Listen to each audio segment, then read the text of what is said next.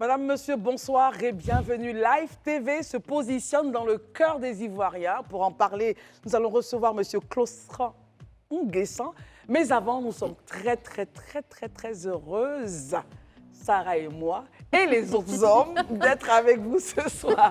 Je ne vais pas respecter la règle parce que j'estime qu'on existe aussi. Mais en tout cas, c'est avec beaucoup de bonheur. André, bonsoir et bienvenue. Bonsoir Christelle, évidemment, je pense qu'on va l'accepter et pour ce mois de mars et pour tout le temps que vous mettiez en avant parce qu'évidemment, pendant longtemps, on n'a pas donné suffisamment de place à la femme clair, hein. et qu'elle le méritait tant. Bonsoir à vous tous, merci d'être avec nous pour cette autre émission du Grand Talk, Christelle. Oui, le plateau est 7, on y va maintenant.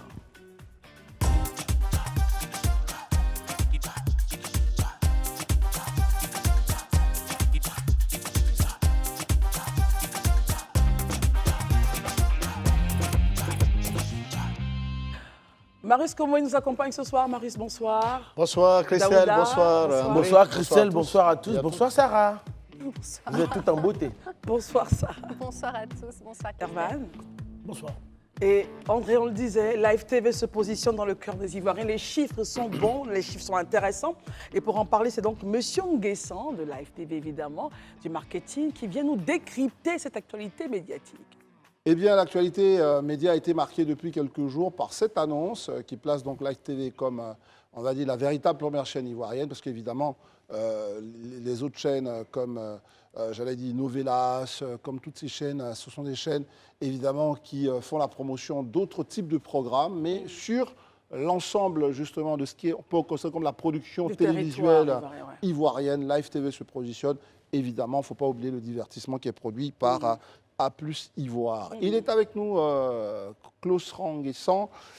Alors, comment on se sent quand on est à la tête de la direction marketing et stratégique comme ça d'une chaîne comme Live TV qui, on va dire, qui gagne des lauriers? Comment on se sent? Quelle est sa première réaction?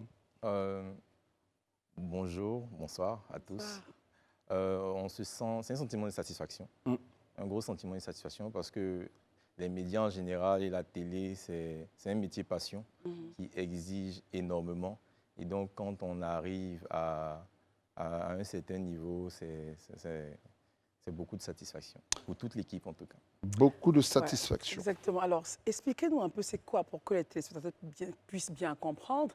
Qu'est-ce que c'est que la médiamétrie? Parce qu'évidemment, ces chiffres-là sont donnés par la médiamétrie. Qu'est-ce que c'est et comment on fait pour découvrir qu'on a, en réalité, comme André le disait, la première chaîne? Parce que A+, bon, c'est pas une chaîne typiquement nationale et tout. Parce qu'il y a beaucoup de Il y a programmes. beaucoup de programmes, mais là, c'est vraiment des programmes ici, ivoiriens, qui concernent notre nation. Comment on fait déjà? Première question, médiamétrie, et puis le niveau, comment on calcule en fait? D'accord. D'abord, Médiamétrie, c'est un organisme privé, c'est l'un des leaders mondiaux de l'audience et qui existe depuis 35 ans. Et le processus, c'est un processus statistique qui permet justement d'évaluer qui regarde, qui écoute ou bien qui est en interaction avec un média. Ça se fait généralement en 3 étapes. La première étape, c'est un échantillonnage représentatif. On essaie de l'évaluer de façon statistique. Ensuite, il y a une collecte de données et un traitement qui permet d'aboutir justement à une audience, en fait.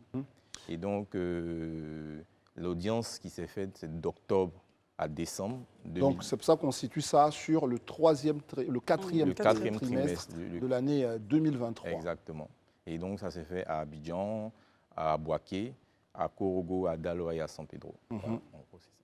Donc, sur cette période-là, beaucoup plus d'Ivoiriens disent préférer, je ne dis même pas regarder, mais en tout cas préférer les programmes de Live TV. Alors, si on préfère ces programmes, c'est que, vous me direz, dans la question, les points forts de Live TV doivent être quand même à un certain moment mis en avant et reconnus. Quels sont ces points forts-là de ces programmes de Live TV? Lorsqu'on a eu l'audience globale, on s'est posé la question, qu'est-ce qui a drivé cette audience-là? Et on a eu une agréable surprise, c'est bien reparti. Ce n'est pas le fait d'un seul programme, ce n'est pas le fait d'une seule émission ou bien d'un événement exceptionnel. Lorsqu'on regarde le premier programme, naturellement, c'est le William Midi. Le William Midi qui a des audiences exceptionnelles de 27 points. Lorsqu'on regarde la deuxième chaîne qui vient juste après, c'est 13 points. On va rester sur le graphique avec nos amis de la Réal, de la réalisation. On reste sur le graphique, ouais. Qui est 13 points, c'est 2 fois plus. Donc, c'est véritablement l'émission incontestable du midi. Ensuite vient la série télévisée, la case qu'on a créée de 20h30 à 21h avec Maquisard qui était dans la période. On était suivi à midi. Attends, allons-y doucement, sinon on ne va pas s'y retrouver. Okay. Allons-y pas à pas, sinon on ne va pas s'y retrouver. Donc on était suivi à midi, voilà. et c'est la case justement du midi. Et là, on se rend compte que cette émission, qui est une émission évidemment, parce qu'il faut qu'on en parle beaucoup, c'est pour ça qu'on va s'arrêter dessus, il faut qu'on en parle. C'est une émission de divertissement, mais c'est un condensé d'intelligence, parce qu'il n'y a pas que la musique, mais il y a aussi ce Apoutou sans filtre qui va à la découverte des endroits, etc. Donc, sur cette émission, vous avez des choses à dire. Oui, cette émission, c'est un melting pot. C'est un d'intelligence, c'est un melting pot de décryptage. Et la satisfaction, c'est que véritablement, on est entré dans le midi, on a créé véritablement cette case-là, et maintenant, on explose. C'est un rendez-vous de talent. De talents populaires, c'est un cocktail de talents. On reçoit des anonymes, on reçoit des stars. C'est vraiment un condensé avec de la... le ton aussi. Oui, et c'est vraiment un condensé de la culture populaire en Côte d'Ivoire. Et sur ça, c'est le dernier mot sur lequel je veux m'arrêter, c'est la culture populaire. C'est-à-dire que c'est une émission dans laquelle on est capable de recevoir une légende comme Méoué, mais derrière, on est capable de recevoir Bébé sans os. Donc, on est dans la culture populaire. Exactement. Le grand écart, c'est ça qui fait la télé, finalement. Oui. Et c'est ça, c'est représentatif de ce que les Ivoiriens sont, en vérité. C'est vraiment cette diversité-là. Très bien. Alors, comment est-ce qu'on prévoit? On va regarder, on a eu le William midi. Allons sur le tableau Maquisard, voir un peu comment ça a bougé. Oui, sur le tableau Maquisard, on a décidé de faire entrer la fiction à 20h30. Alors, 20h30, on sait bien que c'est la fin du journal sur l'autre chaîne. Oui. Et donc, après, on voit bien qu'on a 17,5%. On a 17,5% qui est énorme parce que, de façon globale, on a 8 points. Donc, lorsqu'on calcule de façon arithmétique, c'est un peu comme une moyenne. Tous ceux qui sont au-delà de 8 points permettent de grandir. Tous ceux qui sont en deçà de 8 points permettent de trucs. Donc, 17 points, c'est vraiment énorme. À peu près à 2 à 3 millions de la population qui regarde en fait, de façon quotidienne. Sarah, question? Oui, c'est des résultats assez intéressants et encourageants, j'ai envie de dire. Donc, bravo à vos équipes. Moi, j'ai une question. Comment, c'est une chaîne quand même assez récente, Live TV, qui se positionne quand même assez bien dès le départ.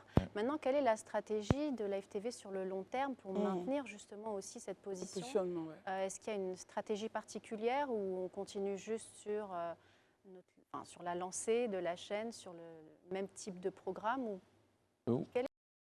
La vision, la vision reste la même.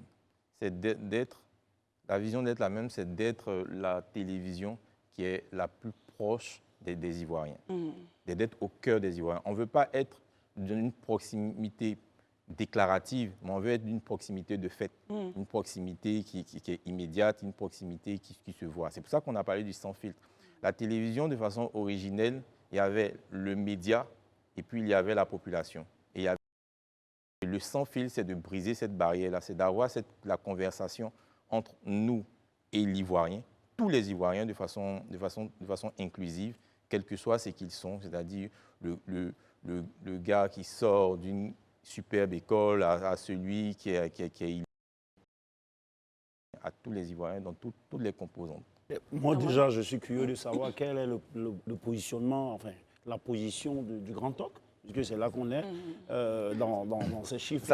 Et puis deuxième chose, comment gérez-vous les retours?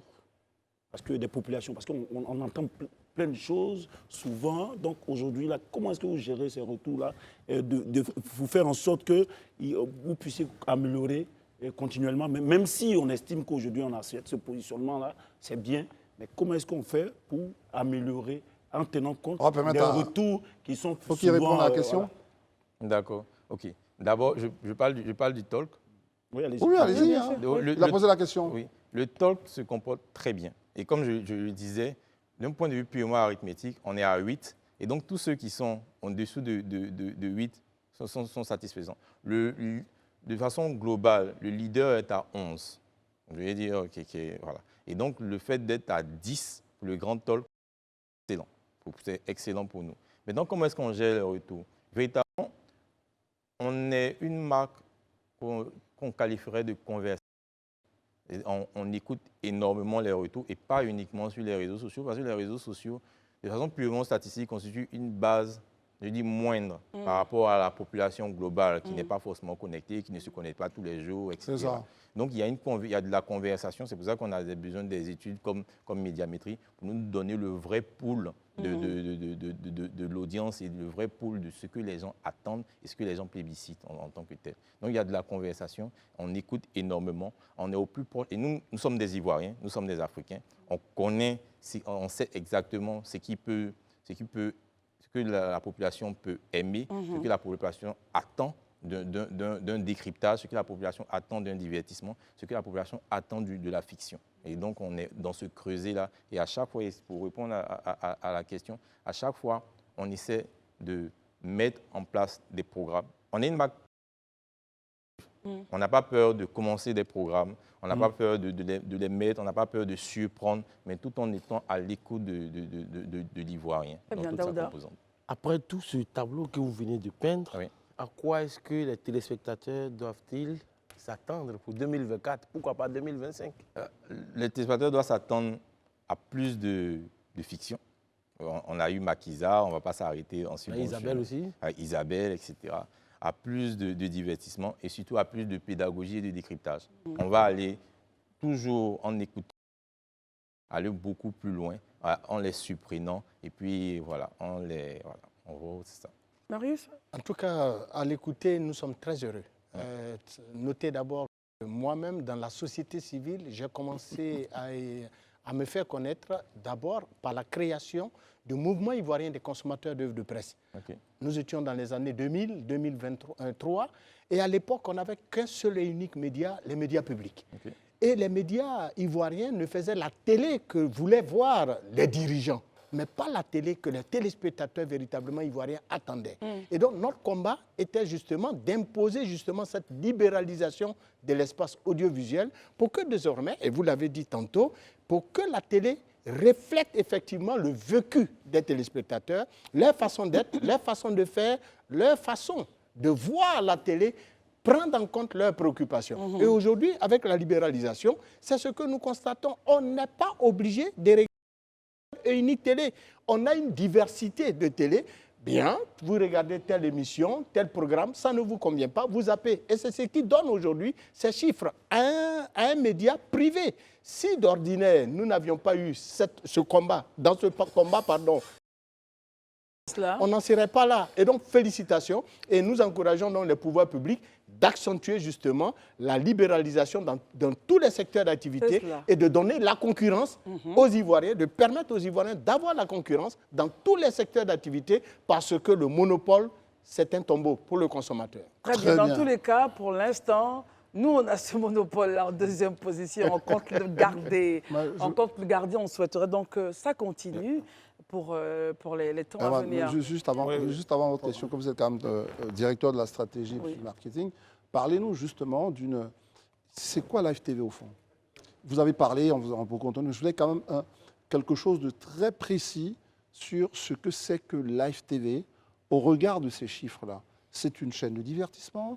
C'est une chaîne d'info? C'est une chaîne de quoi? Enfin, qu'est-ce qu'on peut dire aux gens pour qu'une fois pour toutes, au-delà d'Internet, de ce que les gens racontent sur Internet, on entende la parole justement d'un dirigeant qui, lui, se base sur la réaction en griffe des vrais Ivoiriens. On va dire la ligne éditoriale de Live TV, c'est une chaîne généraliste. Très bien. On a autant le divertissement, on a autant l'information, on a de la pédagogie. L'information, on fait de l'information du lundi au vendredi, chaque jour. Ouais. Et je pense que c'est l'une des, peut-être pas dire la seule chaîne qui le fait, du lundi au vendredi, chaque jour à 19h.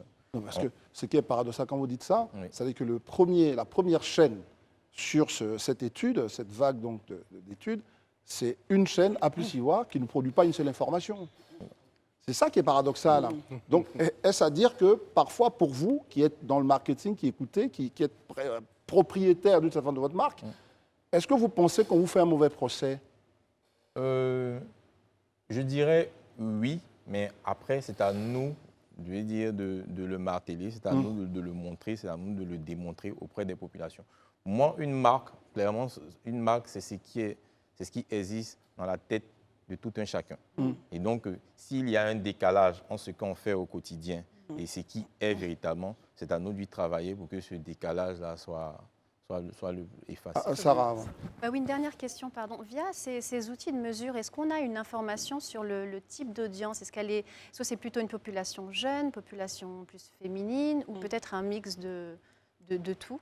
L'audience de l'étude ou bien l'audience Non, l'audience de la chaîne Live TV dans son ensemble. Nous, on est une chaîne c'est une chaîne généraliste qui s'adresse à tout le monde de 15 ans jusqu'à 99 ans. On s'adresse à tout le monde, véritablement. Mais naturellement, puisqu'en Côte d'Ivoire, on a une typologie jeune, l'âge moyen autour de 17... C'est 75% de la population. Voilà, 17-18 ans, c'est 18,5 ans. Naturellement, on va s'adresser principalement à celle-là. Mais lorsqu'on regarde toutes nos chaînes, on s'adresse à tout le monde. Très bien, mais par exemple, sur le Grand Talk, on a bien un échantillonnage. On a bien un segment, ça va de A à X, à Z ou à machin. Pour le Grand Talk, ça serait quoi, par exemple? Je dirais, moi, je n'aborde pas cela sous le prisme parce que l'âge ne veut rien dire. On peut avoir 15 ans et s'intéresser au décryptage de l'actualité. On peut avoir 45 ans et s'intéresser à... Dans la médiamétrie, on n'a pas ces chiffres-là, non? Médiamétrie se base sur la typologie de la population. C'est exactement. On ne dit pas, puisque vous êtes une chaîne qui s'adresse à 15 ans, 16 ans, donc on ne va sortir les audiences que de 15 ans et 16 ans. On s'adresse à toute la population ivoirienne et en fonction maintenant de vos aspirations, en fonction de vos objectifs marketing. Même si sans doute, on peut aller, si la question que vous posez, c'est-à-dire qu'on peut aller nous-mêmes observer l'étude et de voir quel est le taux de 15-25 ans, par exemple, ça peut sortir. Ouais, naturellement, ce qui nous explique, on peut avoir cette granularité. Voilà, mais ce qui nous explique, c'est qu'en fait, il se trouve que quand même, sur l'ensemble de la moyenne de la population, toutes les strates, si vous voulez, s'intéressent. Sont adressées. Quelqu'un voulait poser une question. Ma question, c'est au-delà de la couverture nationale. Et est-ce qu'aujourd'hui, on a des données sur le comportement de Live TV en dehors de la Côte d'Ivoire? Parce que j'ai lu aujourd'hui même des sondages qui ont été faits au Cameroun, par exemple. J'ai vu sur les chaînes qui sont regardées par les Camerounais, les chaînes étrangères en Afrique, il y avait Live TV qui était deuxième. Et puis il y avait une autre, que je parle de son qui était qui a été la première chaîne, et on avait 12,17% de part de marché sur les chaînes étrangères qui sont vues. Et enfin, la chaîne ivoirienne qui vient avant nous est très loin de nous, je crois 4 ou 5 fois nos rendements. Qu'est-ce qu'on fait pour pénétrer les foyers qui sont à l'extérieur de la Côte d'Ivoire? En gros, je vais être plus précis. Est-ce que vous avez fait quelque chose pour que vos programmes soient si appréciés à l'étranger au final? Mais selon, pour terminer, les retours qu'on aurait seraient excellents. Hein. Du Burkina, du Niger, de l'Afrique en général, ce serait très excellent. Oui, mais moi, de façon, je me base sur des... Si jamais je dois, je vais dire, attaquer, je vais dire, l'extérieur, je vais me baser sur une agence qui a une méthodologie qui est avérée. Tout à fait. Maintenant, dans les faits, naturellement, puisqu'on est également diffusé en live sur les réseaux sociaux. Sur Facebook, sur Canal+. Sur Canal+, on a la possibilité de voir quelles sont l'origine des personnes qui nous regardent. Il y a énormément de personnes qui nous regardent dans la sous-région, en Afrique de l'Ouest et également en Afrique centrale, et puis dans la diaspora. Ça c'est clair. Maintenant, pour avoir des chiffres, des données précises, il faudrait un organisme, je vais dire, fiable, parce que en fait, la statistique, c'est véritablement, le cœur de la statistique, c'est véritablement la fiabilité. Donc, s'il y a des organismes qui donnent des chiffres comme ça, sans qu'il y ait une méthodologie fiable et scientifique, ça ne nous intéresse pas.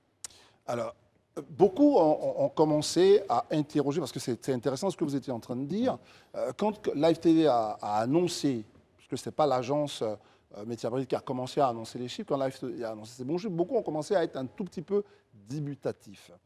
Est-ce que sur ça, vous vous dites, nous, aujourd'hui, nos programmes sur Internet ne sont pas, on va dire, ce qui doit rester l'élément d'appréciation, parce que beaucoup vont dire il y a des commentaires plutôt sur telle chaîne que ça. Comment vous répondez à ça? Parce que beaucoup se disent mais sur Internet, il y a beaucoup plus de commentaires sur telle chaîne que telle autre. C'est une question de base, de base statistique.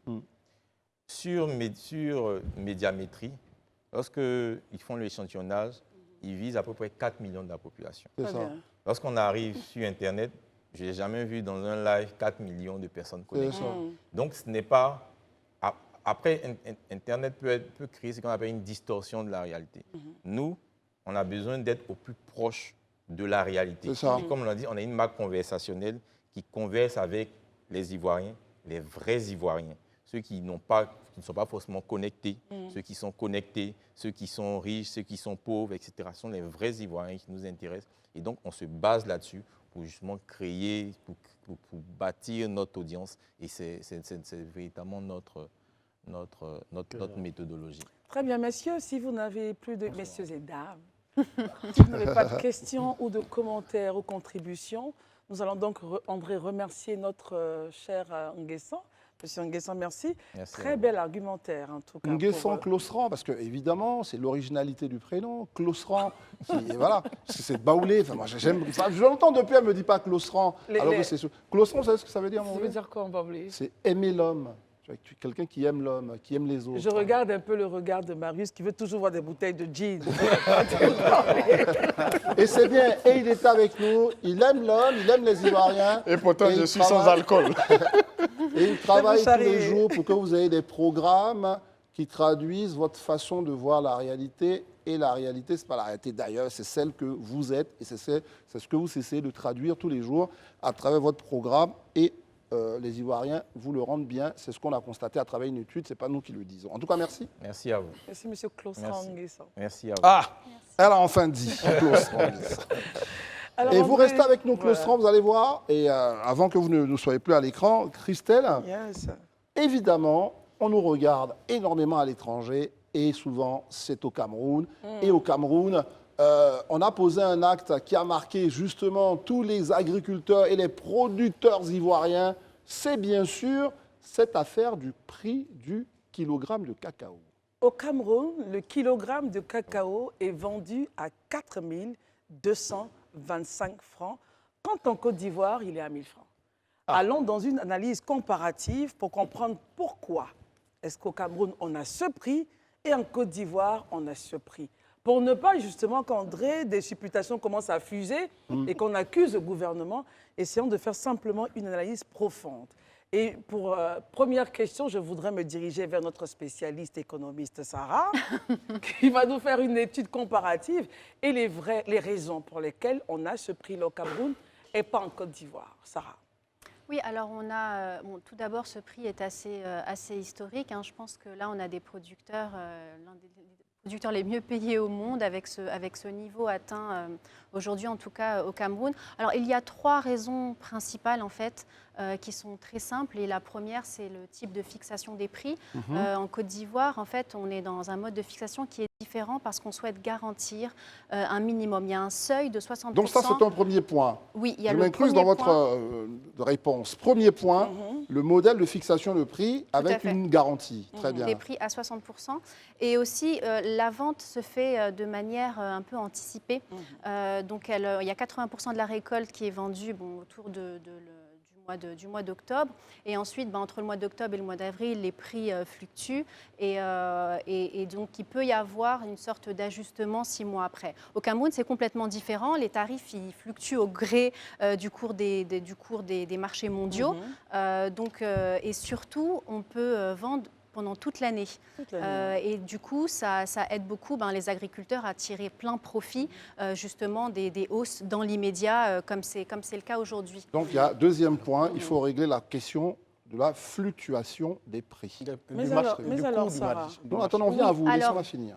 Alors, il y a effectivement ça. Donc, on voit bien qu'on est dans deux systèmes différents. Dans le premier, on souhaite fixer un prix minimum. Et donc, quand on fixe un prix minimum, on ne suit pas forcément les coûts mondiaux. Alors qu'au Cameroun et dans d'autres pays, le système est différent. Après, il y a aussi deux autres facteurs qui sont importants et qui peuvent jouer aussi sur le niveau des revenus des producteurs. C'est qu'en Côte d'Ivoire, enfin plutôt au Cameroun, le système de commercialisation est complètement libéralisé. C'est-à-dire que le produit assez proche, les négociants sont assez proches des producteurs. Les producteurs peuvent directement vendre leur récolte auprès des multinationales. Il n'y a pas cette multitude d'intermédiaires comme c'est le cas en Côte d'Ivoire. Et ça aide justement, comme il y a plusieurs acteurs commerciaux, il y a une espèce de jeu de la concurrence qui se met en place et qui pousse du coup les prix vers le haut pour les producteurs. En Côte d'Ivoire, on est dans un système où il y a beaucoup plus d'intermédiaires. Il y a les pisteurs, il y a les traders, il y a les coopératives, les groupes de coopératives.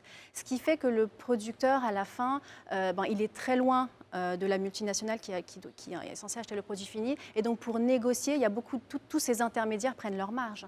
Et donc, ça a un impact assez... Et le troisième et dernier point, je dirais que c'est la qualité, dans le sens où au Cameroun, on donne une prime sur la qualité. Avec les centres d'excellence. Tout à fait, ce qui fait qu'il y a un incitatif pour produire mieux. Et ça, forcément, la qualité est toujours mieux rémunérée. Et maintenant, la difficulté, j'ai envie de dire, qui va se présenter auprès de tous les producteurs. Vous finissez là-dessus. Oui, c'est que... Alors, il faut savoir qu'en Côte d'Ivoire, 70% des exportations vont vers l'Europe. Et en Europe, il y a des nouvelles normes qui vont s'appliquer. Et on demande, si vous voulez, à ce qu'il y ait un système de traçabilité, coût supplémentaire qui sera à la charge du producteur. Donc, à l'époque, pour pallier un petit peu à ce problème, et c'est le dernier point, le gouvernement voulait mettre en place le différentiel de revenus décent pour pouvoir justement rémunérer les producteurs avec une prime supplémentaire. Je pense qu'elle était à $400 tonne. Et c'était, si vous voulez, un moyen pour compenser ces pertes au niveau des producteurs et pour que le revenu soit plus décent au niveau des producteurs. Donc c'était quelque chose qui avait été acté grâce aussi au Ghana, parce que le COCOBOD et le CCC en Côte d'Ivoire, tous les deux unis, c'est 60% de la production mondiale. Donc ils avaient un poids. Donc ils ont négocié ça. C'était en 2018-2019. Malheureusement, après, il y a eu le Covid. Et cette prime n'a jamais vraiment été perçue par un bras de fer, en tout cas, entre les multinationales et les producteurs, le gouvernement en Côte d'Ivoire et au Ghana, pour que cette prime soit reversée. Rapidement, le rang du Cameroun au niveau donc, de la production mondiale. Alors, les gros producteurs mondiaux, la Côte d'Ivoire et le Ghana, ensemble, c'est plus de tiers de la production mondiale. Il y a aussi effectivement le Nigeria et le Cameroun dans une moindre mesure. Après, il y a d'autres pays, bien sûr, l'Équateur, etc. Mais la Côte d'Ivoire et le Ghana, eux seuls, peuvent régir le marché. Une fois qu'on a dit tout ça, réaction, les amis. Quel est le système qui vous semble le mieux adapté? Quel est le système, en regardant toutes les expressions qu'elle vient de donner, vers lequel vous pencheriez, vous? C'est vrai que vous n'êtes pas en prise de décision, mais il faut donner votre avis là-dessus, Marius Komoué. Alors, au regard après avoir entendu Sarah, à la suite de ce développement, il est clair qu'en Côte d'Ivoire, avec le mécanisme de fixation des prix imposé, sinon instauré par l'organe de régulation qui n'est autre que le Conseil Café et Cacao, les prix justement du cacao sont fixés chaque 6 mois. Selon justement l'organe de régulation. Or, nous savons tous que le prix du cacao a été fixé au 1er octobre pour la campagne 2023-2024, au 1er octobre 2023 dernier. Ce qui veut dire que s'il devrait avoir un mécanisme de révision du prix, il faut attendre 6 mois après. Et donc, certainement, mars, avril. C'est ça. Et bien évidemment. Alors, contrairement au Cameroun, où là-bas, ils sont alignés sur le marché mondial, comme ça se fait avec le carburant ici. Quand le prix du carburant fluctue au niveau du marché mondial, la répercussion se fait automatiquement au niveau local. C'est pareil pour le kilogramme d'huile de palme. Quand l'huile de palme flambe sur le marché mondial, eh bien le baril, c'est bien ça. Le baril, oui. Le baril flambe sur le marché mondial pour le carburant, eh bien il y a une répercussion au niveau local. Très bien. Certainement que s'il devrait avoir, pour moi, je pense que les planteurs ivoiriens, au regard de l'actualité actuelle, mais comme la Côte d'Ivoire, on a une forte expérience. Très bien. Depuis Houphouët-Boigny. Non, attendez, non, vous allez terminer, mais répondons à la question. Parce qu'elle a tout présenté. Si on va représenter encore, on va tourner en rond. Est-ce que, quand on a présenté ces deux systèmes, lequel pensez-vous serait l'idéal pour serait l'idéal pour vous, enfin, en tous les cas? Non, moi, je pense que le mécanisme actuel en Côte d'Ivoire est le meilleur. Très bien. Avec justement des prix garantis et permettant justement à l'organe de régulation de pouvoir... Parce qu'à des moments aussi, n'oublions pas que le prix du cacao au niveau mondial flambe drastiquement. Et quand ça flambe drastiquement, qui va assumer? Il était à 800 francs au Cameroun en 2018. Écoutons l'avis d'Herman. Non, moi, je ne vais pas revenir sur ce que Sarah a dit. Elle a présenté au niveau des spéculations ce qui fait que ce prix le prix du Cameroun peut être justifié. Mais il y a un autre élément, la qualité des fèves. En Côte d'Ivoire, nos productions, on a un véritable problème de fermentation, de stockage, de séchage. Je vais vous donner un exemple. Sur plus de 50% du cacao ivoirien, un bon chocolatier le rejette. Pourquoi? Non. Je ne suis pas en train d'expliquer. Attendez. Après, vous pouvez me donner des éléments qui vont contredire. Allez-y, expliquez votre point. Voilà. Et puis, je dis que la qualité de nos fèves n'est pas aux normes attendues. C'est-à-dire que sur 3 kg, par exemple, de cacao de Côte d'Ivoire, il y a seulement 1 kg qu'on réussit. Quelles seraient les raisons les chocolatiers réussissent à prendre. Mais on a parlé de... Regarde, les problèmes sont là. On sait souvent, c'est des habitudes des agriculteurs, ils servent souvent le cacao sur des plastiques. Le plastique, c'est composé, c'est des hydrocarbures. C'est du pétrole. C'est du pétrole. Et même les véhicules de transport pour acheminer sont les mêmes utilisés pour le EVA. Tout ça fait que les chocolatiers dans le monde estiment que notre cacao a un travail à faire. Quand ils prennent, ils sont obligés de rejeter un certain nombre. En conclusion, il y a des experts qui ont proposé, par exemple, que les starters, qui sont des micro-organismes qui permettent de faire en sorte que la qualité soit rattrapée. Il faut qu'on travaille sur nos systèmes de séchage, nos systèmes de stockage, nos systèmes de transport. Et en ce moment-là, on pourrait atteindre une certaine qualité au moment mondial. Je vais vous donner des derniers chiffres pour comprendre. On est premier producteur mondial de cacao, mais on n'est pas parmi les 17 premiers producteurs mondiaux en termes de qualité. Allez-y comprendre quelque chose. Très bien. Il n'y a pas Daouda, d'incitatif. quand vous avez entendu tout ça, vous dites quoi? Non, moi, là, on a deux stratégies au niveau politique dans deux pays différents. Et donc, il y a une stratégie où l'État prend des garanties. Il y a une autre stratégie où, quand le prix va être catastrophique, mais toi, en tant que producteur, tu vas supporter. Donc, de mon point de vue, je pense que la stratégie ivoirienne est la meilleure parce que si on se rappelle bien, depuis le temps d'Houphouët-Boigny, il avait créé la caisse de stabilisation, justement pour stabiliser le prix du cacao. Houphouët-Boigny qui a basé l'économie de notre pays, le succès de notre pays sur l'agriculture, il le savait. Pourquoi il a fait cela? Il savait pourquoi il a fait. Et aujourd'hui, les résultats sont là. Maintenant, il est de bonne loi que nous travaillons de sorte à ce que ce cacao-là soit de bonne qualité. Et je pense qu'on pourrait dire que cela peut se faire. Ce que je veux ajouter, face à ceux qui expriment un certain satisfait quant à l'attitude de la Côte d'Ivoire par rapport au Cameroun, moi je trouve que si la dernière fois qu'il y a eu les prix du cacao chutés à travers le monde, c'était pendant le Covid. En temps normal, lorsqu'il n'y a pas assez de crises, de catastrophes et autres, le prix est stabilisé. Donc cette histoire de dire qu'on préfère le stabiliser, on a 4225 ailleurs. C'est vrai que la question de qualité et autres, lorsqu'on les cède, si on les améliore, il faut quand même si la campagne est lancée, à un moment donné, il faut pouvoir encourager. Je termine. Dernière réaction, mais terminez rapidement. Encourager les populations, les producteurs. Parce que 1000 francs, quand ils entendent, même si on estime que nos fèves ne sont pas bien, mais ailleurs, on le fait à 4225. Mais le Cameroun, c'est quoi 230 000 tonnes de production. La Côte d'Ivoire, c'est 2 millions. Personne ne désapprouve la possibilité de revoir le prix aux paysans. Non, on le fait mais pas. Nous avons un système, justement, qui a été débattu ici et expliqué par Sarah. Le système est que nous sommes dans un contexte de garantie des prix. Et l'État assume la garantie à travers donc le Conseil Café Cacao et les prix sont fixés pour 6 mois. On le dit et on le répète. Chaque 6 mois dans l'année. Voilà, donc s'il doit avoir révision des prix en fonction donc du taux actuel du prix du cacao sur le marché mondial, ça va être dans ce mois ou le mois prochain. Merci beaucoup, Marius. Merci beaucoup. Vous êtes content, vous dites merci. C'est suffisant. Tout le monde a compris. Vous êtes d'accord avec lui. Vous n'allez pas répéter ce qu'il dit. La question, permettez quand même, les amis, la question, vous l'avez bien compris, c'est qu'on ne va pas pouvoir vous réconcilier sur le fait que, même on ne va pas réconcilier ni les Ivoiriens et les Camerounais, parce que de toutes les façons, les deux ont une perception différente de ce qu'il faut faire en matière de fixation de prix sur le cacao. Et on voulait vous entendre là-dessus, parce que beaucoup disaient des choses. Ce n'est pas la même raison qui permet de fixer le prix, c'est ce qui explique ces différences de prix. Ça, il était bon que nos téléspectateurs le comprennent. Sarah veut rajouter un court truc, mais vraiment, il faut que ce soit court parce que nous avons une invitée. D'accord, oui, non, c'est juste en fait une sorte de conclusion. Donc, les deux systèmes ont leurs avantages et inconvénients. Aujourd'hui, il faut quand même retenir que, bon, la qualité, je pense qu'elle est quand même là parce qu'on a des multinationales qui sont installées ici depuis très longtemps et qui s'approvisionnent ici, même si je suis d'accord, il y a beaucoup de choses encore à faire pour améliorer la qualité, donner peut-être des incitatifs comme des primes.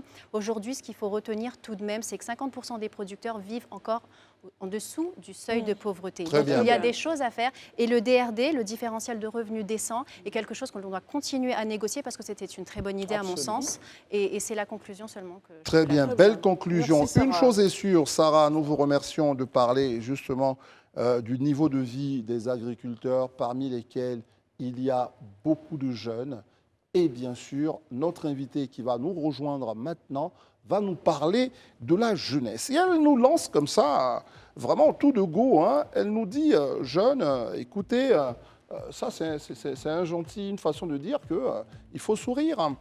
Elle nous fait comprendre que les jeunes de Côte d'Ivoire doivent se réjouir de leur situation de jeunesse et plutôt accepter de prendre toutes les opportunités, y compris dans le monde agricole. Exactement. Jeune, tu es une chance. C'est le titre de l'œuvre de Evelyne Kofi qui nous rejoint maintenant sur le plateau, un livre de développement personnel en direction de la jeunesse. Pourquoi? Elle nous l'expliquera maintenant. Bonsoir Evelyne. Bonsoir. Merci d'être là. Merci bien Christelle. Pourquoi avoir écrit en direction de la jeunesse et leur dire « Jeune, tu es une chance » Ne le savent-ils pas?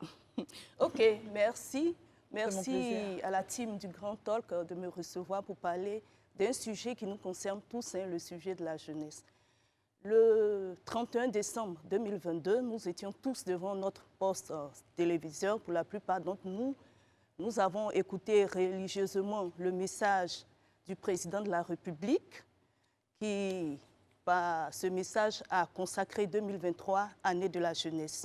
Et l'essentiel de son message, vers la fin, il dit « Je m'adresse à vous, jeunes garçons, jeunes filles, parce que votre talent et votre énergie sont une chance pour la Côte d'Ivoire. » Ce message a sonné comme une mobilisation pour tout l'appareil gouvernemental. Et surtout pour vous. Parlons de vous. Hein. Le gouvernement, on en reviendra. Merci mais parlez bien. de vous. Ça vous a créé quelque chose en vous disant « Il faut que j'y participe » Merci. Il faut que je contribue en marquant aussi de mon empreinte cette année consacrée à la jeunesse. J'avais un modèle devant moi, le ministre Touré Mamadou, un homme qui a le courage de ses ambitions, le courage de dire, le courage d'agir et qui, au quotidien, nous inspire à nous surpasser. Très bien. Pourquoi écrire un livre? J'ai bénéficié aussi... De développement personnel, surtout. Oui, de développement personnel. J'ai bénéficié d'un programme de formation. Parlons-en. Oui, j'ai bénéficié d'un programme de formation grâce au ministère de la fonction publique avec l'appui de l'ambassade des États-Unis. Ah, très bien. Voilà. Je n'ai pas eu la chance d'avoir Christelle comme formatrice, mais j'ai eu l'honneur d'avoir une D'accord. Elle fait des formations, c'est ça? Oui, bon, madame. On découvre les choses. Très bien. Revenons à votre ouvrage. Ça, c'est une parenthèse qu'on va rouvrir une prochaine fois. Et donc, vous avez, pour rapidement, je vous presse un peu, vous avez bénéficié de ces formations, mais revenons quand même au bouquin. Quand on a bénéficié de toutes ces formations, est-ce que c'est tout ça qui vous fait dire que la jeunesse est une chance? Mais d'aucuns vous répondront que non, il y a trop d'obstacles pour les jeunes, pour réussir, pour machin. Qu'est-ce que cet ouvrage va nous apprendre sur notre capacité en tant que jeunes à sauter ces obstacles? Merci bien. Jeunes, tu as une chance, offre des outils. Des outils qui permettront aux jeunes d'affronter tous les défis auxquels ils sont confrontés au quotidien. Voilà, donc nous parlons de rêve, nous parlons de vision collective, et je pense que la messe footballistique que nous avons vécue est un parfait résumé de ce livre. Tout part d'une vision. La vision, si on prend l'exemple de la CAN, d'organiser la plus belle CAN, la vision de remporter cette CAN-là à partir de valeurs. On doit se ressourcer dans des valeurs. Et la CAN de l'hospitalité, par exemple, si on s'en tient toujours. La valeur de l'humilité, la valeur du courage, la valeur de la résilience. Il faut aussi développer nos talents et nos capacités parce que les jeunes ont ceci, qu'ils ont en eux tout ce qui est talent, tout ce qui est potentialité pour apporter une valeur ajoutée à leur communauté, à leur famille. Alors moi, vraiment, permettez que je vous coupe un instant. Vous êtes professionnellement dans ce qu'on appelle des institutions socio-éducatives. Oui. C'est-à-dire que c'est des endroits où les jeunes vont de temps en temps.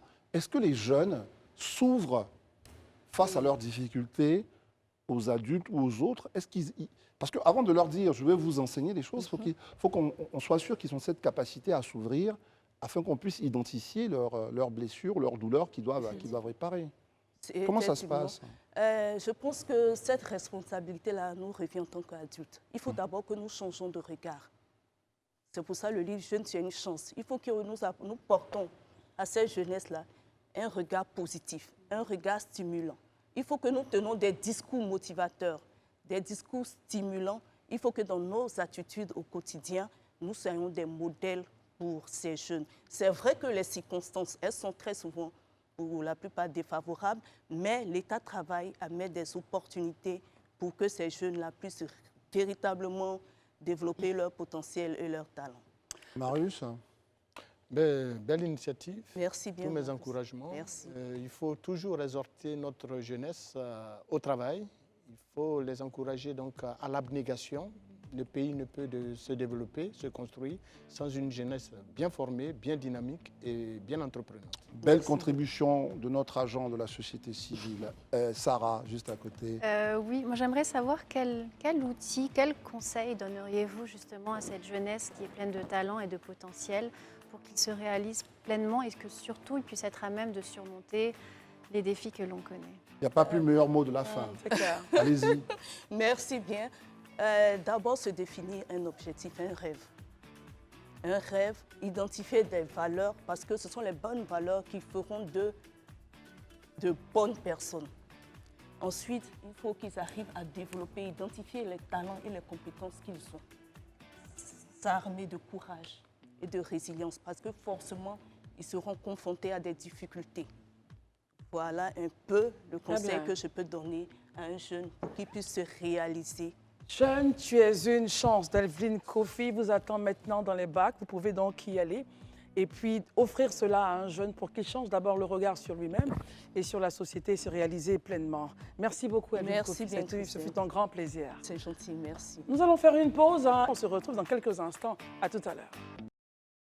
Je vous dis ici même qu'ils sont nombreux à nous écouter. Beaucoup se permettent d'en douter.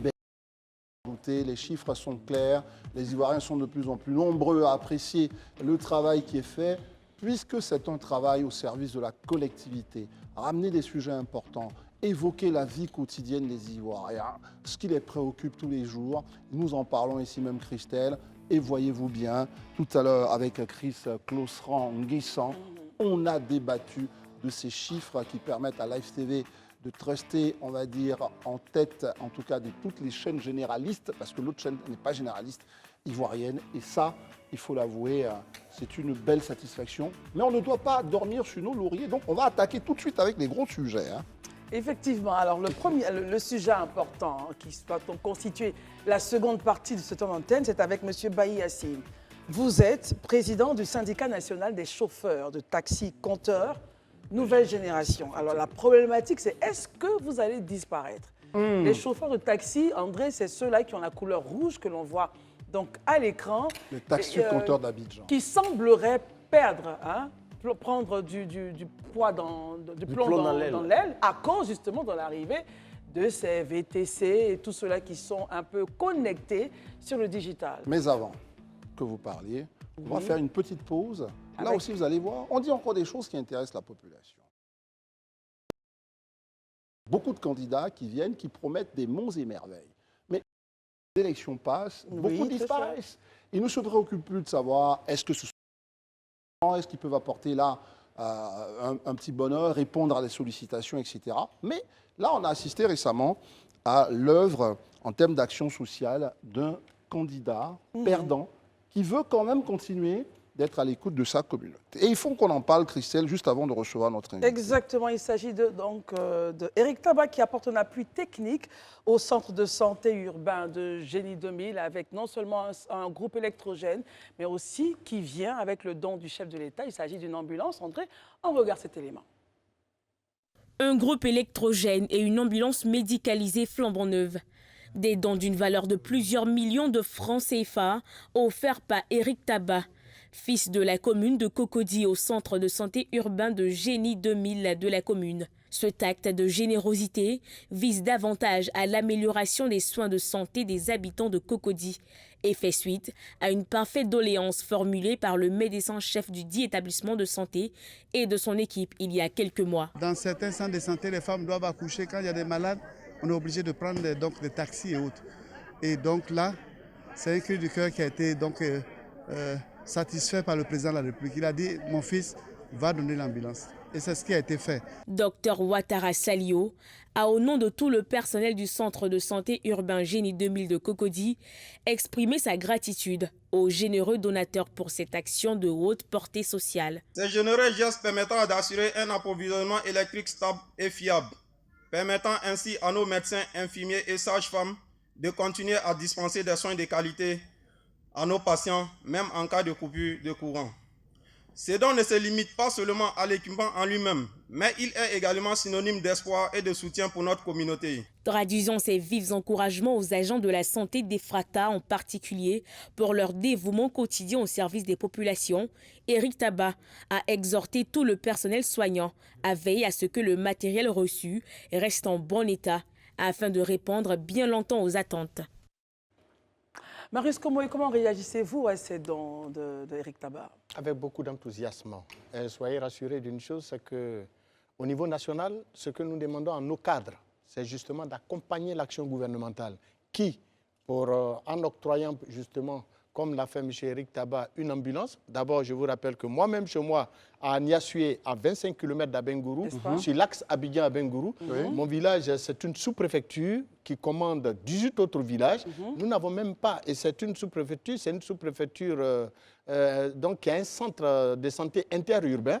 Malheureusement, c'est un centre de santé sans ambulance. Pas d'ambulance. Et là, justement, pourtant, mon village, c'est 18 autres villages commandés. Pour revenir au sujet, c'est-à-dire quand vous voyez ça, l'acte d'Eric Tabat, vous vous dites, il n'y a pas que la politique, on devrait à ce moment être aussi au service des populations. Exactement. Tous ceux qui gagnent un peu bien leur vie au niveau national et qui sont dans nos régions, dans nos villages, devraient pouvoir naturellement emboîter le pas à M. Eric Tabat en accompagnant l'action du gouvernement. D'ailleurs, le ministre Pierre Dimba, que nous connaissons bien, le ministre de la Santé, fait beaucoup depuis qu'il a pris fonction à la tête de ce département ministériel. Nous suivons au quotidien ses actions, nous les répertorions, nous voyons que le système de santé évolue, nous voyons que du matériel de technologies de pointe sont de plus en plus octroyés à nos centres de santé, mais il y a encore beaucoup à faire et je pense que cela a été compris par M. Eric Tabat et beaucoup de nos cadres devraient lui emboîter le pas. Quel peut être, quand on voit ça, Daouda et aussi vous, quel peut être un modèle de solidarité comme ça qui serait quand même une solidarité que porterait les citoyens ivoiriens, quand on voit peut-être des actes qui peuvent paraître isolés. Est-ce qu'il y a quelque chose comme ça qui vous traverse l'esprit quand on dit ça? Oui, il y a quelque chose à faire, André, parce qu'aujourd'hui, au-delà des hommes politiques, parce que quel que soit ce qu'un homme politique fait là, il y a toujours quelque chose derrière. Mais pour nous qui fréquentons ces centres de santé, pour nous qui fréquentons certains lieux, quand on sait qu'on a la possibilité de le faire, on voit que peut-être il y a des gants qui manquent, ou bien il y a du masque qui manque. Donc, c'est-à-dire qu'on n'a pas besoin d'avoir l'argent d'une ambulance. Voilà, on n'a pas besoin d'avoir l'argent d'une ambulance, ou bien d'un groupe électrogène, ou bien de gros moyens. On peut se mettre en association de quartier pour donner quelque chose au nom de notre syndic même du quartier. Parce qu'on fréquente ce lieu-là. Parce qu'on a cette habitude en Côte d'Ivoire de dire l'État. Chers téléspectateurs, l'État ne peut pas tout faire. Très bien. Herman? Ah ben, c'est toujours bien. C'est-à-dire que même quand à 5 francs, quelque part, quelqu'un veut ajouter 1 franc, il faut prendre. Ouais. Et moi, c'est tout à fait normal. C'est d'abord, c'est un enfant de Cocody, hein, donc il n'est pas allé à l'épée ou à Pécou pour le faire. Ce sont des gens qui pratiquent, qui allaient leur rendre visite. Moi, au-delà même de l'aspect pécunier où on donne l'octroi forcément du matériel, un candidat ou bien un fils d'une zone qui a besoin, qui ambitionne de gérer un peu, avoir un siège électif, il faut visiter, rendre visite aux populations. Et ça, il le fait. Ça, c'est un autre acte que vous ouvrez. Parce que moi-même, j'ai été candidat malheureux à l'épée en 2021. Ouais. Je n'ai pas les moyens d'Éric Tabar pour aller offrir certaines choses. Mais de temps en temps, je vais rendre visite. Et j'espère que les populations comprennent qu'au-delà de tout ça... On devrait te soutenir, t'inquiète pas. Mais tu iras me soutenir. On ne pose pas la question. Voilà. Très bien. Alors, Sarah, une réaction ou on termine? Oui. Bon, c'est un bel acte de générosité que l'on aimerait voir même plus souvent, notamment dans les centres de santé, dans les zones rurales. Un groupe électrogène, c'est vraiment le minimum, c'est la base, et notamment les ambulances. Après, moi, je suis d'avis que, bon, pour le privé, ce genre de donation, c'est très bien. Pour le public, pour le secteur public, moi, je suis d'avis que ce sont nos taxes qui devraient payer ce genre d'initiative. Le gouvernement, donc, à travers l'argent qu'on peut collecter... Je ne veux pas ouvrir un sujet avec Oui, c'est un sujet complètement différent, mais c'est parce que... Mais dites-moi, c'est intéressant, je vous dis. Est-ce que vous pensez que l'État devrait peut-être essayer d'utiliser la donation comme un acte citoyen qui serait valorisé dans la perception des impôts ou des taxes, comme ça se fait parfois ailleurs. C'est-à-dire, on vous dit, par exemple, si vous faites des dons, ça vous fait réduire un peu des taxes. Ça va rendre la chose un peu plus transparente. Moi, ce serait un modèle intéressant. En tout cas, pour les gens qui en ont les moyens, effectivement, ce serait une forme de contribution directe au service public. Et ensuite, pour ceux qui ont des petites entreprises, etc., et qui payent leurs taxes de manière honorable, etc., c'est cet argent-là qui devrait être aussi mobilisé pour ce genre de service, en tout cas pour le service public, parce que c'est primordial. Merci beaucoup. Merci, chers tous, pour vos différentes réactions. André, nous revenons avec notre cher Bailly Hassim. Et la problématique, c'est est-ce que vous allez disparaître? Les taxis rouges, comme on les appelle communément, taxis compteurs. D'Abidjan. Êtes-vous destiné à disparaître d'ici quelques années? Encore une fois, bonsoir et bienvenue. Merci, je vous remercie pour la question. Disparaître, c'est un peu trop dit. Voilà. Mais vu qu'on voit que vous êtes acculé par les VTC, vous n'êtes pas en train de vous moderniser face à l'arrivée de ces VTC, et en plus vous êtes divisé, beaucoup de syndicats à gauche, à droite. Est-ce qu'on a des raisons d'avoir peur que bientôt la ville, ce qui faisait la particularité de la ville d'Abidjan, puisse disparaître? Et comment pouvez-vous nous rassurer justement? Bon, d'abord, vous avez parlé de la diversité des syndicats, mais nous, par exemple, le syndicat national des chauffeurs de taxi compteurs de Côte d'Ivoire et sa mutuelle, parce qu'en plus de cela, nous avons une mutuelle. Nous avons fait des élections le 22 octobre dernier à la mairie de Koumassi, où on a été élus de façon démocratique. Très bien. Très bien. Voilà. Donc ça, c'est la première chose même dans le domaine du transport. Ce n'est pas un truc où tout le monde vient parce que tu es président ou bien tu as les moyens, tout. Mais nous, on a fait des élections. Maintenant, le côté où vous parlez de la disparition, c'est un peu trop dit. Parce que il y a eu une grève qui a été menée le 2 novembre 2021. C'est ça. Voilà. Et au sorti de ça, l'État même nous a dit de nous organiser. Et le 15 décembre 2021, le chef de l'État a pris un décret. Très bien. Qui organise les VTC, on va pas revenir dessus. Non, pas organise, qui dit aux VTC, c'est un peu dans la même chose, mais qui doivent effectivement prendre les mêmes papiers que les taxis compteurs eurokilométriques et les comment on appelle ça, les taxis communaux. Ce qu'on appelle taxis compteurs, là, eurokilométriques. Très bien. Mais depuis un certain temps, on constate que la loi n'est pas appliquée. Ah, très bien. À qui la faute?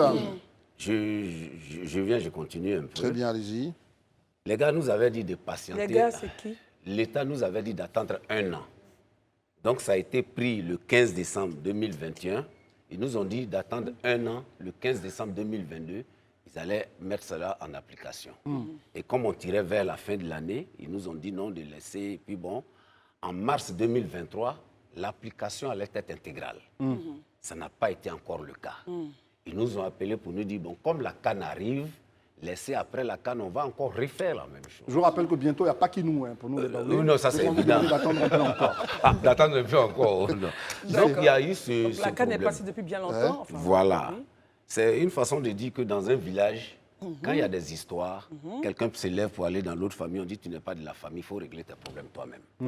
Voilà pourquoi nous sommes là. Parce que la loi a été donnée et on a fait des assises aussi le 2 et 3 novembre dernier au Palm Club, où l'ARTI a été créé par le chef de l'État.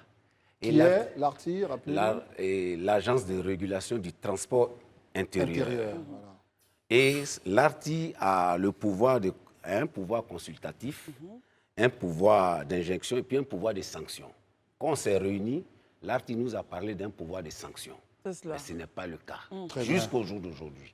Donc nous, on se demande, quand un chef de l'État prend une décision, puisqu'on va à l'émergence, il faudrait que les lois s'appliquent.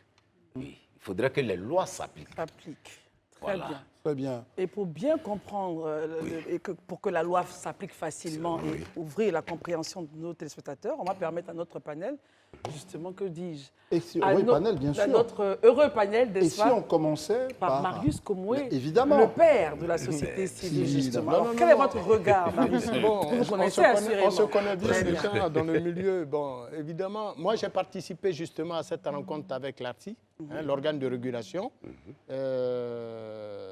J'avoue que l'objet qui fait justement, le sujet qui fait l'objet donc de multiples divergences de points de vue entre les taxis communaux appelés communément les taxis orange, les taxis compteurs là que nous voyons, kilométriques, et donc et les VTC, est lié justement à l'application d'une disposition du décret numéro 2021-860 du 15 décembre 2021 en son article 35.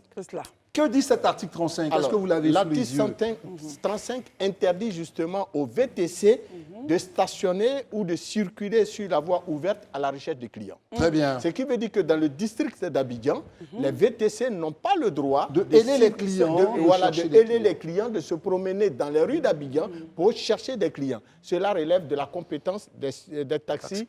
La problématique, c'est qui doit appliquer justement cette réglementation? L'organe de régulation.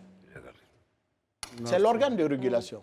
Et donc, dans les débats que nous avons eus au cours de cet atelier auquel nous avons pris part, il était convenu que ce décret devrait être appliqué et doit être appliqué dans toutes ses dispositions. Bon, pour nous, en sortant même de cet atelier, nous pensions que le décret allait être appliqué. Mais comment vous réagissez maintenant que le décret n'est pas appliqué? Ce que nous avons demandé au cours de cet atelier, c'est que les VTC doivent exister, et parce que nous le disons de façon claire et distincte, pendant des années, les taxis communaux, les taxis auxquels nous étions habitués, n'ont pas évolué d'un iota.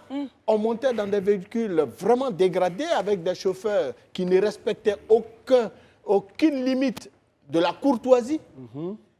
Il y en a même qui se permettaient de fumer même au volant de leur véhicule au moment où des clients sont à bord.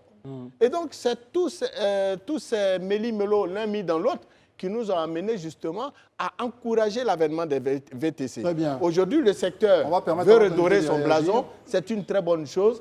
Bon, le décret a été pris, il faut l'appliquer. Bon, nous, organisations de consommateurs qui avons en charge la défense des droits des clients, nous disons tout simplement que là où la concurrence nous arrange, c'est là que nous allons. Très bien, très bien. Permettons à monsieur... on lui donne une question. Permettons à monsieur Bailly de réagir là-dessus. Et puis après, vous allez poser la question à Herman. Ok, je remercie le doyen actuel sur le plateau. Mais je voulais qu'on soit un peu...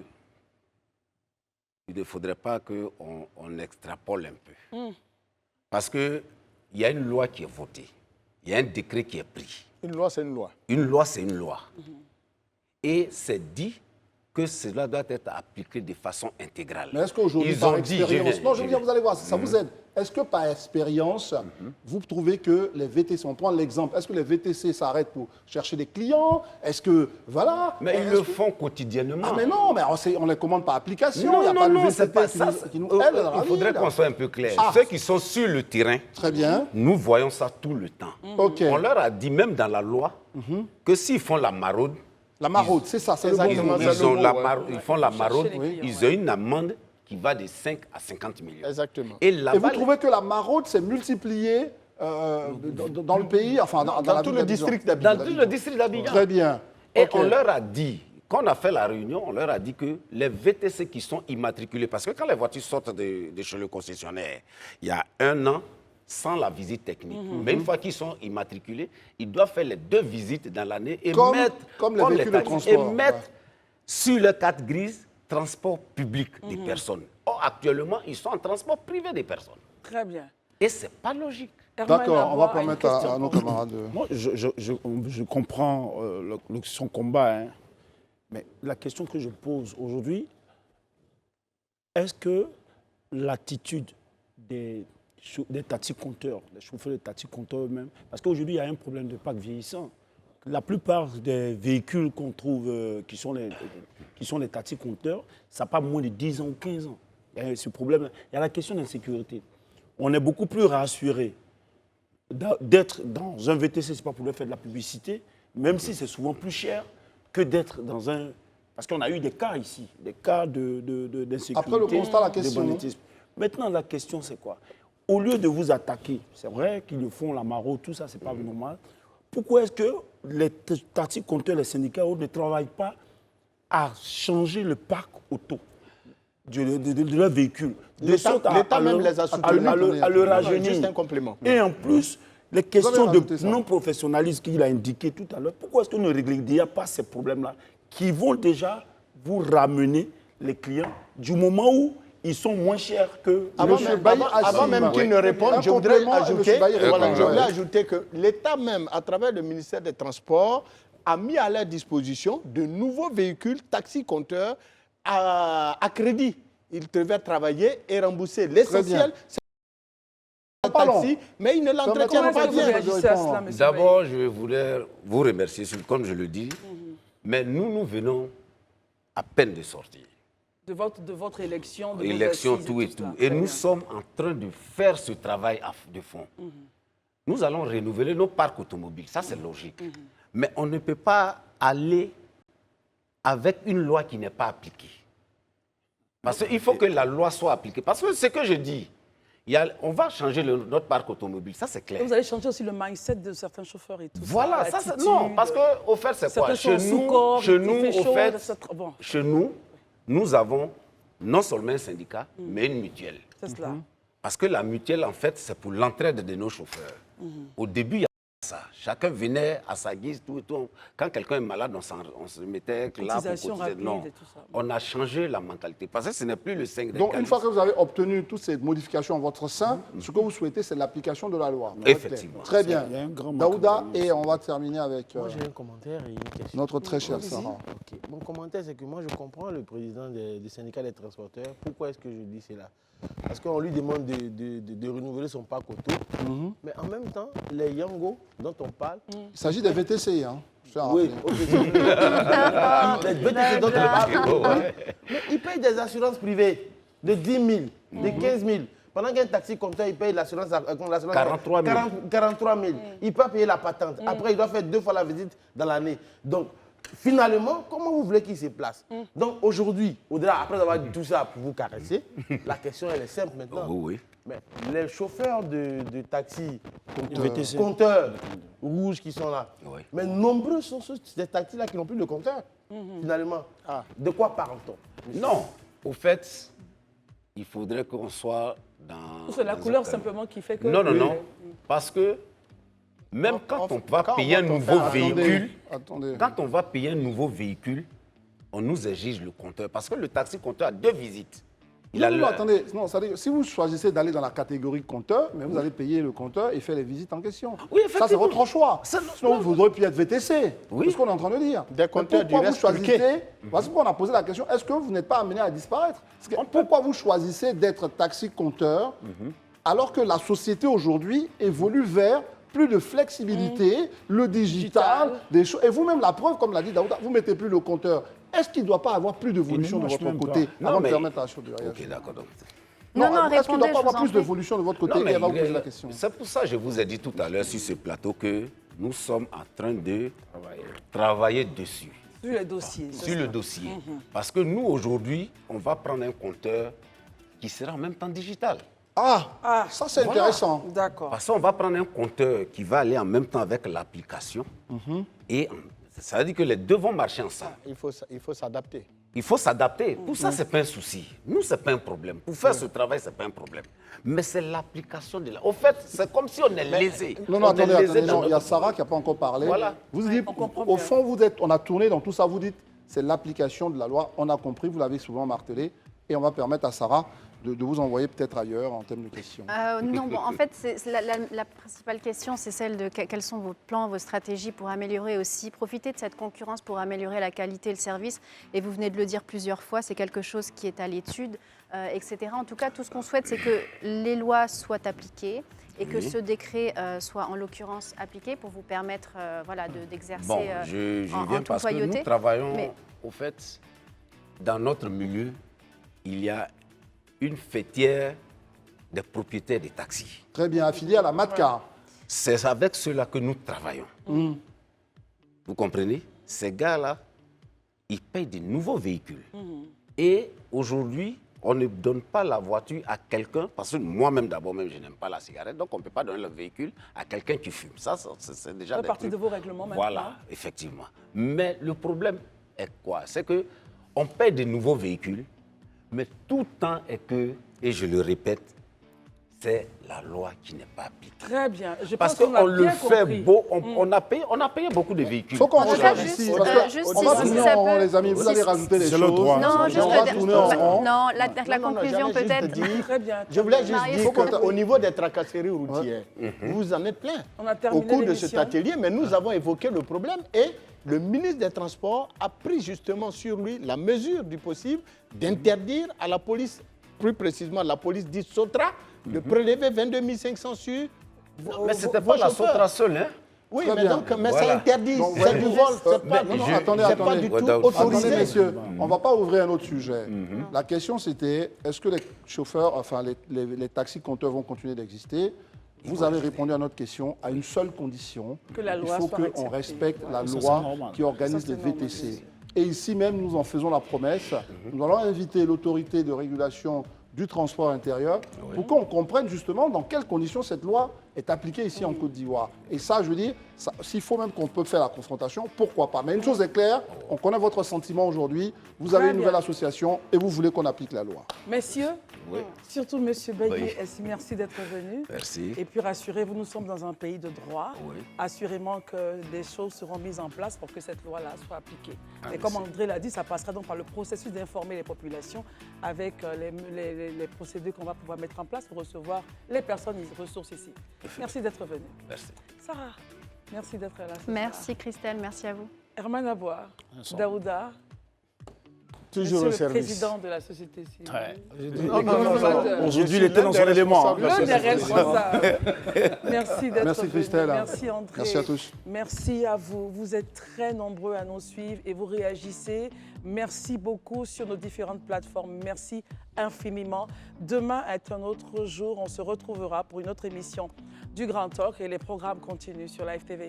Bonsoir.